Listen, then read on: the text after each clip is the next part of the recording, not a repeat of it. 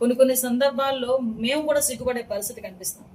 ఎందుకనంటే ఈరోజు మహిళల గురించి ఎంత నీచాతి నీచంగా మాట్లాడినా కూడా నోరు విప్పకుండా ఇంకా దాన్ని ఎంకరేజ్ చేసే పరిస్థితిలో జగన్మోహన్ రెడ్డి ఉండటం అనేది చాలా జుగుప్సాకరమైన విషయం. ఈరోజు ఎందుకు ఈ పదం ఉపయోగిస్తున్నానంటే, ఒక తల్లి గురించి, ఒక చెల్లి గురించి, ఒక ఆడబిడ్డ గురించి నోటికొచ్చినట్టు మాట్లాడుతూ ఉంటే కనీసం ఇది తప్పు అని చెప్పలేని నాయకత్వం, అదొక నాయకత్వమా?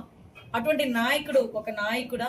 ఇది ప్రతి ఒక్కరు కూడా మనం ప్రశ్నించుకోవాలి. ఎస్పెషల్లీ వైఎస్ఆర్సీపీకి నాయకత్వం వహిస్తున్న జగన్మోహన్ రెడ్డి కూడా ప్రశ్నించుకోవాల్సిన అవసరం ఉంది. మనం రీసెంట్ గా ఈ రోజు నిన్న చూసాను, ఎమ్మెల్యే ఒక శాసనసభ్యురాలు, గౌరవ శాసనసభ్యురాలు. నేను శాసనసభలో ఉన్న వాళ్ళందరికీ కూడా నేను చాలా గర్వంగా చెప్తాను.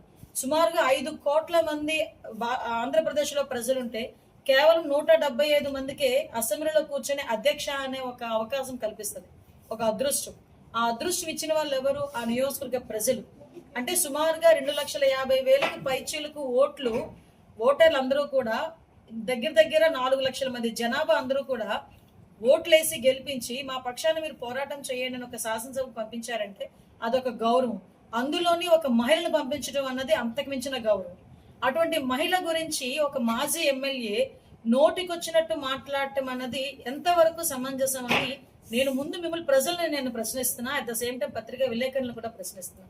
ఆవిడ గురించి ఆవిడ వ్యక్తిత్వ హననం చేయడానికి ఒక క్యారెక్టర్ అసోసియేషన్ చేస్తూ ఆవిడ వివాహం గురించి, ఆవిడ వ్యక్తిగత జీవితం గురించి చాలా దరిద్రంగా, అంటే ఎవ్వరూ కూడా హర్షించని విధంగా మాట్లాడటం.